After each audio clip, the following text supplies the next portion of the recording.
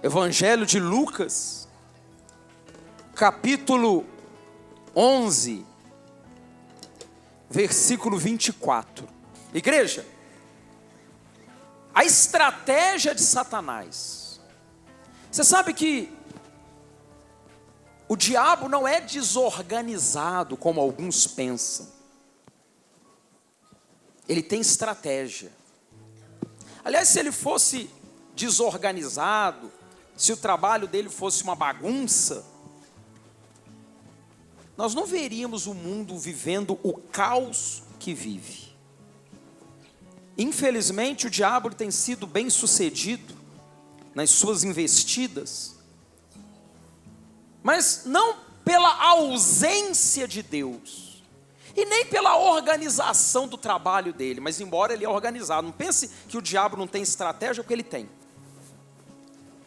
Mas principalmente por causa da dureza do coração do homem. Tanto o sucesso como o fracasso só depende de você, só depende de mim. Deus torce pelo meu sucesso, como o diabo torce pelo meu fracasso. Deus quer a minha vida abençoada, o diabo quer a minha vida amaldiçoada. Mas isso vai depender de mim, o caminho que eu escolho, as decisões que eu tomo, ou que você venha tomar. Então a Bíblia fala, Jesus ele alerta com relação à estratégia de Satanás. Quando o espírito imundo sai do homem, anda por lugares áridos, procurando repouso. Isso aí é quando a pessoa é liberta. Por exemplo, agora pela manhã, muitas pessoas foram libertas das doenças, das enfermidades, das pragas. E nós temos aqui muitos que já foram libertos, e outros que estão sendo libertos agora através da programação. Então o trabalho de libertação está sendo feito. E os espíritos que ocasionam o sofrimento, a dor, o desespero, eles estão sendo arrancados da vida das pessoas. Só que quando ele sai, a Bíblia diz que ele vaga por lugares áridos. E não achando o repouso, diz: voltarei para a minha casa de onde saí. Ou seja, o corpo da pessoa. E tendo voltado, a encontra varrida e ornamentada. Quando uma casa está varrida, significa que a casa está o quê? Limpa. Ou seja, o trabalho de Deus, ele limpa a vida da pessoa, do tumor, da enfermidade, da miséria, das angústias. Ele limpa. Ornamentada. Você já viu quando vai ter um casamento na igreja? Normalmente os noivos, eles ornamentam a igreja, ou seja, enfeitam a igreja, preparam a igreja, para que ela fique bela. O trabalho de Deus é belo, gente. O trabalho de libertação é maravilhoso. A pessoa é como se ela fosse uma nova criatura. Sabe, é uma vida nova. A libertação transforma completamente a vida da pessoa. Só que aí vem, após a libertação, após o milagre, a vitória, vem um outro trabalho que é mais importante, que é o trabalho da conversão da pessoa. É aí que entra o porém. Não adianta você ser curado do câncer, você cego enxergar, você pobre sair da miséria, prosperar, se a presença de Deus não estiver dentro de você. Esse espírito maligno do qual a Bíblia fala, ele resolveu voltar para a casa de onde ele saiu. E lá a palavra diz que ele encontrou a casa como? Varrida e ornamentada. Mas ela estava vazia. Embora limpa, estava como? Vazia. Já viu esse movimento dos sem teto que tem por aí? que eles invadem apartamentos, casas. Eles olharam assim, viu que a casa está vazia, não tem ninguém, aquele apartamento também, aquele bloco ali foi construído, eles invadem. Depois a justiça tem um trabalho danado, porque aí vem os donos pedindo reintegração de posse, mas aí como é que vai tirar? Porque eles já entraram com a família, entrou com filho, marido, papagaio, cachorro, porco. Até porco, eles estavam fazendo um chiqueiro dentro do apartamento lá, criando um porquinho lá. Aí entra com a família toda, todo mundo lá, como é que tira? Difícil. Eles não entram sozinhos, ele entra, leva todo mundo. Então, o espírito maligno, o que ele faz, diz a palavra? Então, vai e leva consigo outros 7 espíritos piores do que ele. E entrando, habitam ali. E o último estado daquele homem torna-se pior do que o primeiro. Então isso quer dizer que a situação ficou pior? Piorou. Deus libertou, curou, transformou, mas a pessoa não buscou a presença dele. Milagres são muito importantes? São. Chamam a atenção e fazem um bem muito grande na vida daquele que é beneficiado. Mas isso aí só isso não é o bastante, gente. Porque o diabo que saiu, o demônio que saiu, a doença que saiu, o mal que saiu, quer voltar.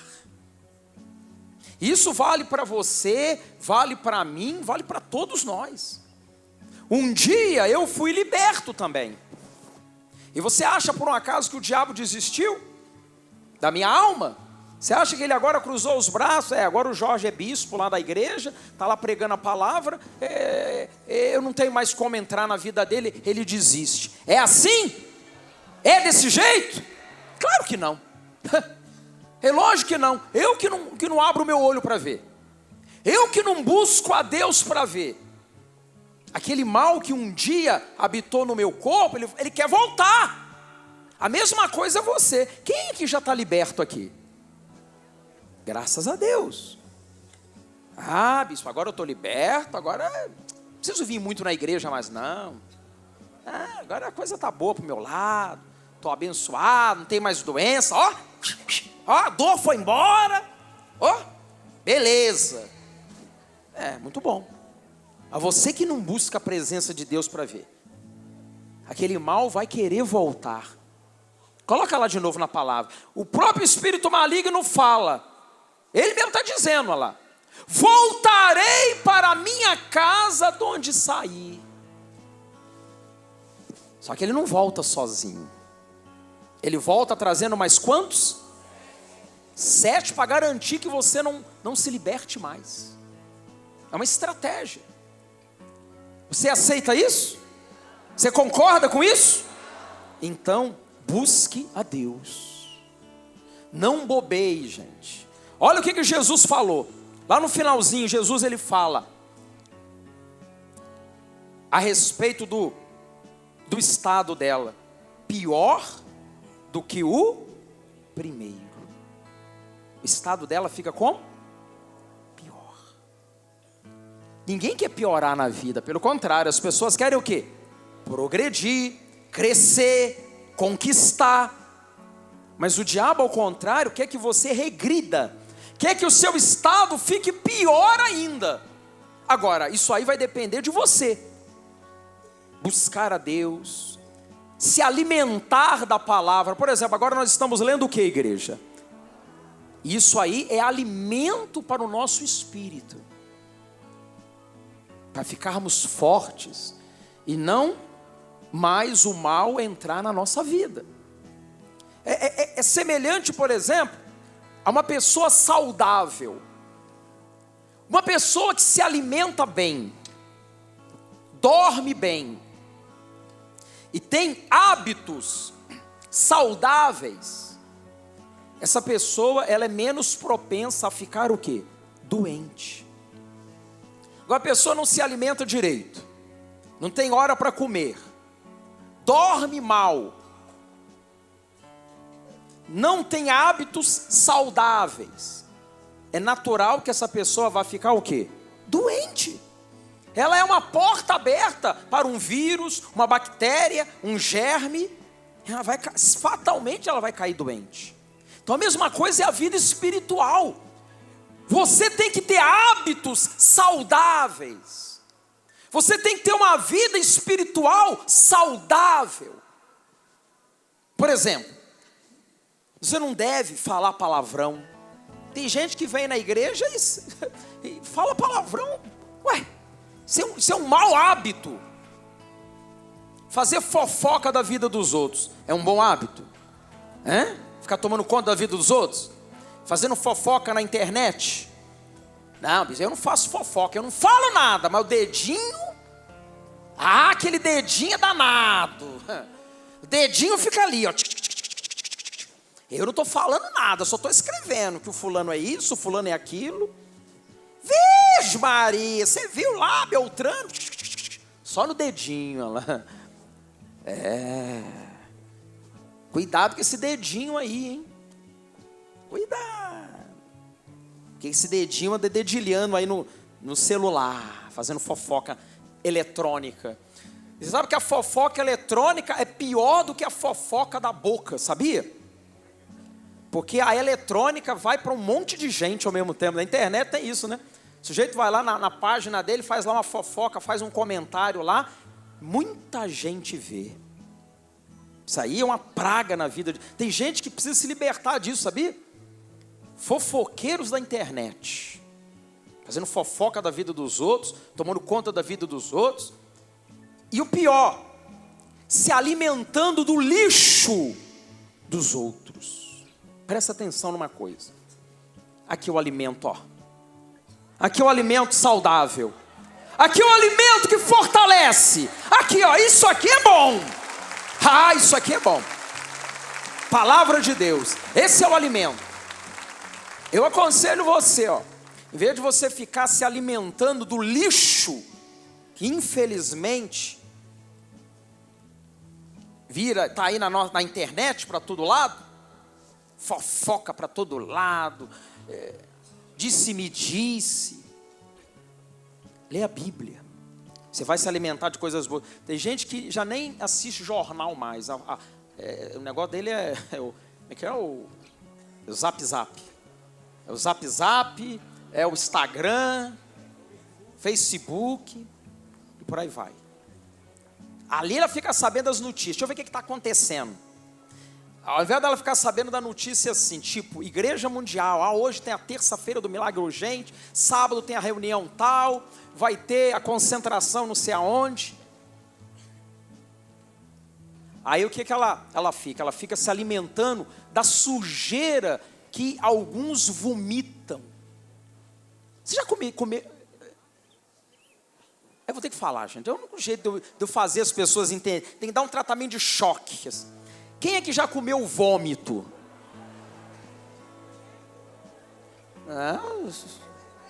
Que isso mesmo?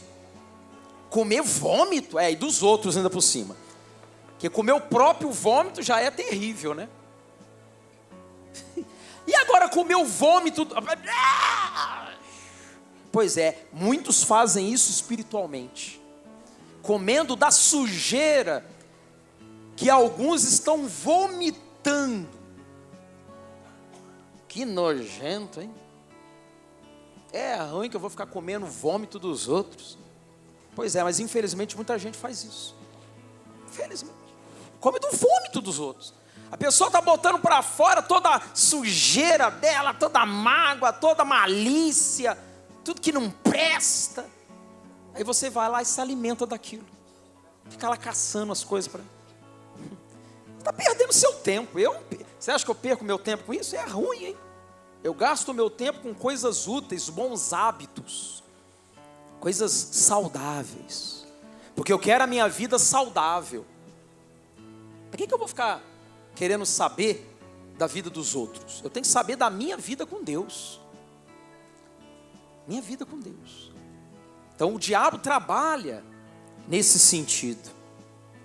Aí Jesus estava falando isso. Aí coloca lá na palavra que o pastor achou ali. Essa palavra é interessante. Olha o que a Bíblia diz. Quem quer amar a vida e ver dias felizes, quem quer isso? Você quer amar a vida? Quer ver dias felizes? Olha lá. Refreie a língua do mal e evite que os seus lábios falem dolosamente. Então, melhor coisa que tem é não falar nada, gente, do que falar mal dos outros, criticar. Isso aí é o que mais tem. E Jesus fazia isso?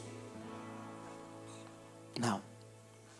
Jesus não fazia isso. Então nós não podemos fazer também. Aí Jesus, ele estava lá falando, pregando, né? Ele terminou essa palavra. Ora, aconteceu que ao dizer Jesus estas palavras, uma mulher que estava entre a multidão, exclamou e disse-lhe: bem-aventurada aquela que te concebeu, e os seios que te amamentaram. Você sabe que sempre tem um no meio que grita alguma coisa, né? Aqui mesmo tem vários aqui que ficam gritando as coisas aqui na igreja, viu? Aí uma mulher querendo, ela ficou assim impactada com aquela palavra, com aquela orientação. Ela falou: puxa, bem-aventurada aquela que te concebeu. Falando da mãe dele, né? Enaltecendo a Jesus, mas não de uma forma correta. E bem-aventurados os seios que te amamentaram. Tal. Mas aí Jesus disse o quê? Ele, porém, respondeu: antes, bem-aventurados são os que ouvem a palavra de Deus e aguardam. Jesus foi profundo nisso, porque aquela mulher falou: a sua mãe deve ser muito feliz, ter um filho assim.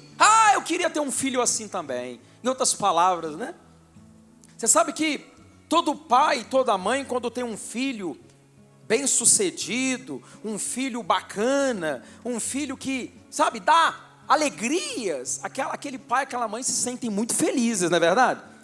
Todos nós queremos que os nossos filhos, e ficamos felizes ao vê-los bem-sucedidos. Mas Jesus falou que naquele caso, mais feliz do que a mãe dele, serão aqueles que, ao ouvirem a palavra de Deus, guardarem essa palavra. Por exemplo, você que está aqui ouvindo agora, e você que acompanha a programação, Jesus está dizendo que se você guardar essa palavra, você é mais bem-aventurado do que Maria, que foi a mãe dele. Olha que coisa. E olha que Maria foi uma mulher extraordinária. Vocês duvidam disso, gente? Vocês acham que Maria foi escolhida a dedo? Foi. Deus escolheu Maria. Ela foi escolhida a dedo. E certamente, pelas virtudes dela, certamente pelo temor, porque ela ia criar, ia cuidar do Salvador do mundo. Você acha que foi qualquer mulher? Negativo. Ela foi escolhida a dedo, foi preparada para isso. Mas Jesus chega a dizer que mais bem-aventurado do que ela é você se guardar a palavra de Deus. Olha que coisa. Olha a importância que tem você guardar a palavra. Isso é mais importante que o próprio milagre, gente. Porque sem a palavra não existe milagre. O milagre só existe por causa da palavra. O que provoca o milagre é o que, igreja? A palavra. Na hora que você estiver num aperto, numa situação difícil, o que vai sustentar você é a palavra. O que vai dar forças a você para enfrentar é a palavra que você tem recebido. Porque alimenta a fé a palavra. A Bíblia diz que a fé vem pelo ouvir e ouvir a pregação da palavra de Deus. Então sem a palavra não tem fé. E sem fé não tem vitória. Sem fé ninguém se liberta. Sem fé ninguém prospera. Sem fé o homem não é bem-sucedido. Aliás, sem fé é impossível agradar a Deus. É impossível, igreja. Impossível. Então, se eu não tiver fé, não, você não vai agradar a Deus. E como é que eu faço para ter fé? A palavra. O que alicerça a fé do homem é o quê? A palavra. Ela é fundamental. Mas essa palavra, é necessário ela estar aqui, ó, no coração. No coração. A leitura da Bíblia, ela traz um benefício muito grande quando você permite que ela entre no seu coração. Por exemplo, está quase na hora do almoço. Normalmente, vai dando a hora do almoço, a gente vai ficando com o quê? Com fome, né? Aí eu levo você aqui na melhor churrascaria de São Paulo. Aí eu levo você lá para almoçar comigo lá. Mas eu falo assim, ó, você vai ficar só observando aqui a comida, tá? Você senta aí, e vários tipos de carne vão passar por aqui, ó. Você fica observando, tá? Aí chega lá aquela picanha, que o sujeito encosta o facão, ela vai escorrendo assim, desce assim suave, que é uma manteiga. Aí vem aquela alcatra, aí vem a maminha, vem o filé mignon. Aí fora isso vai passando lá os outros apetrechos, aí você fica só olhando. Aí eu falo assim, agora vem cá, vamos ali no buffet ali, ó, vem cá, olha aqui, olha essa salada, olha esse arroz carreteiro, arroz birubiru, arroz com brócolis, sei lá.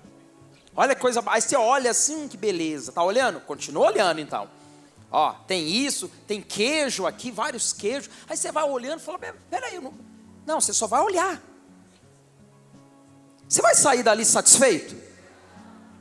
Muita gente faz a mesma coisa, só olha a palavra, mas não deixa ela entrar. Você só vai ficar satisfeito quando você comer a picanha, quando você morder na alcatra, quando você ingerir o alimento, você vai sentir o sabor dele. A mesma coisa é a palavra. Não adianta você ler a palavra ou ouvir a palavra se você não saborear a palavra. É isso que eu quero que você faça agora, que você saboreie a palavra de Deus, que você sinta o sabor, que você se alimente disso, igreja, para você ficar forte. Aí o diabo não vai ter vez, aí a estratégia dele vai fracassar, porque você não apenas é um ouvinte. Aliás, tem uma palavra na Bíblia que fala, né, sobre aquele que ouve e não pratica. Acho que é Tiago que fala isso, não é? Não é isso mesmo? Ah lá, tornai-vos, pois, praticantes da palavra, e não somente ouvintes, enganando-vos a vós mesmos. Quem é que é enganado? A própria pessoa. Você está aqui agora, você está em casa, ouvindo a palavra, até concordando com ela, mas não pratica. Você está se enganando.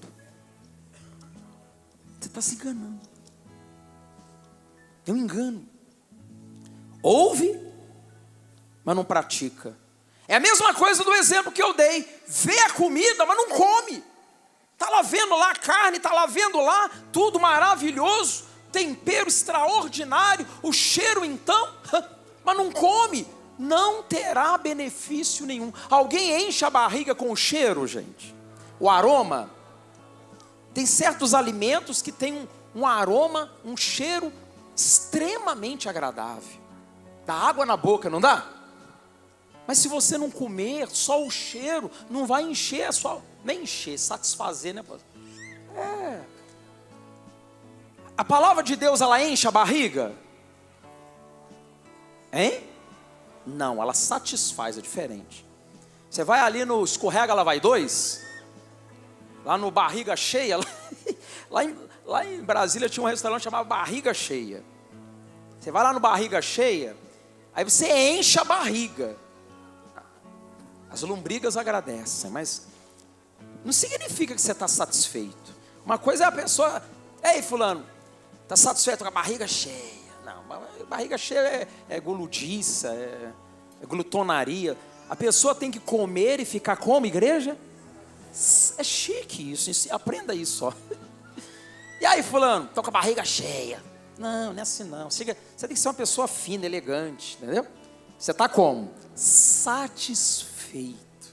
A palavra de Deus satisfaz. Ela não é um prato para encher a barriga. Não. Ela satisfaz o homem. Porque esse negócio de encher a barriga é doutrina. Doutrina de homens. Isso enche a barriga. Tem gente que gosta desse negócio de doutrina, de estudo, de não sei mais o que. Ele fica empaturrado da palavra. Mas não está satisfazendo, porque se você não pratica, não adianta nada. Absolutamente nada. É por isso que aí eu volto lá no início da pregação, quando Jesus fala, quando o espírito imundo sai do homem. Você sabe que o diabo é assim.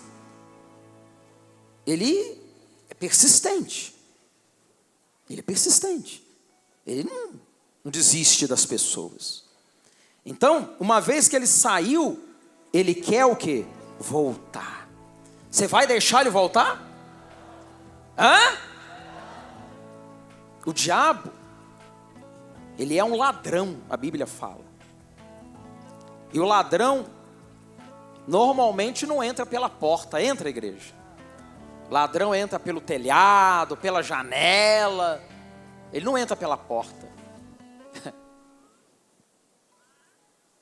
Tem uma palavra que fala, né, que o ladrão ele não entra pela porta. É isso? Mas nessa aí não. Aí está falando que ele vem para roubar, matar, destruir. Tem outra parte ali que Jesus fala que o ladrão, ele não sobe pela porta, ele sobe pela janela, ele entra por outro lugar. Não é isso? Está escrito? Ah lá.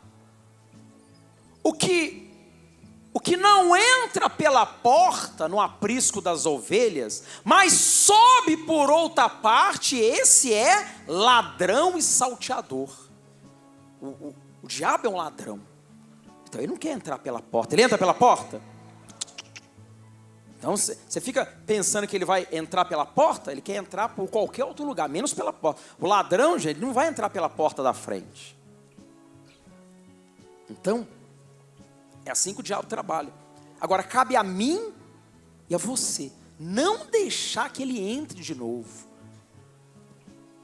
Isso aí vale para os bispos, para os pastores, para os obreiros, para o grupo de apoio, para todos, para a banda.